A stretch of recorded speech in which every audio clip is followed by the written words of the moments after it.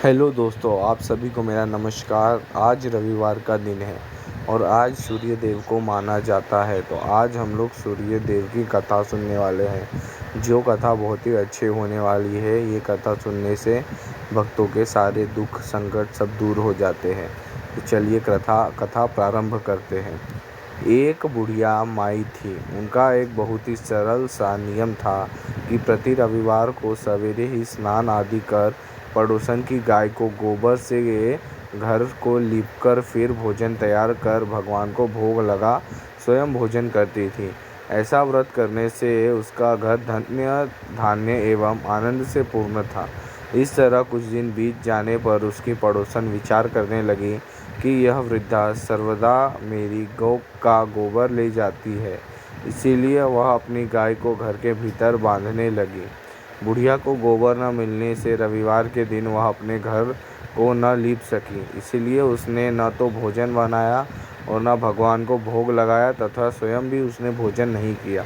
इस प्रकार उसने निराहार व्रत किया। रात हो गई और वह भूखी सो गई। रात में भगवान ने उसे स्वप्न में दर्शन दिए और भोजन न बनाने तथा भोग न लगाने का कारण पूछा।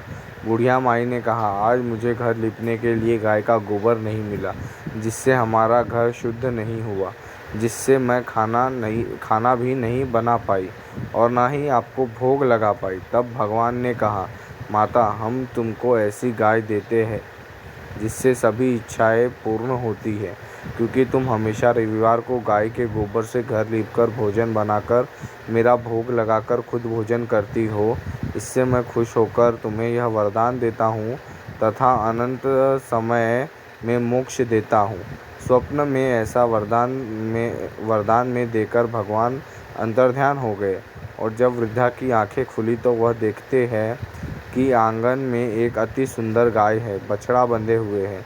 वह गाय और बछड़े को देखकर अत्यंत प्रसन्न हुई और उनको घर के बाहर बांध दिया, वहीं खाने का चारा डाल दिया। जब उसकी पड़ोसन ने बुढ़िया के घर के बाहर एक अति सुंदर गाय और बछड़े को देखा तो द्वेष के कारण उसका हृदय जल उठा तथा जब उसने देखा कि गाय ने सोने का गोबर किया है तो वह उस गाय का गोबर ले गई और अपनी गाय का गोबर उसकी जगह पर रख गई। वह नित्य प्रति ऐसा करती रही और सीधी सीधी बुढ़िया को इसकी खबर नहीं होने दी। तब स्वर्व व्यापारी ईश्वर ने सोचा कि चालाक पड़ोसन के कर्म से बुढ़िया ठगी जा रही है। भगवान ने संध्या के समय अपनी माया से बड़े जोर की आंधी चला दी। बुढ़िया ने अंधेरी के भय से अपने गाय को घर के भीतर बांधा।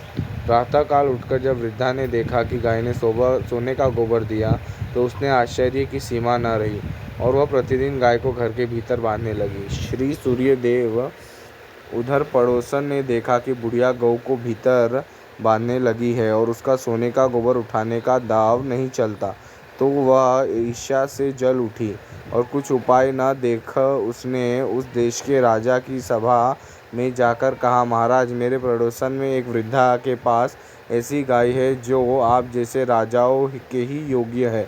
वह रोज सोने का गोबर देती है, आप उस सोने से प्रजा का पालन कीजिए।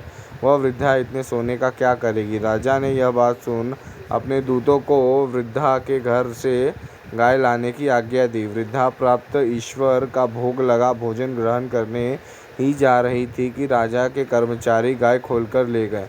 वृद्धा काफ़ी रोई चिल्लाई, किंतु कर्मचारियों के समक्ष कोई क्या कहता।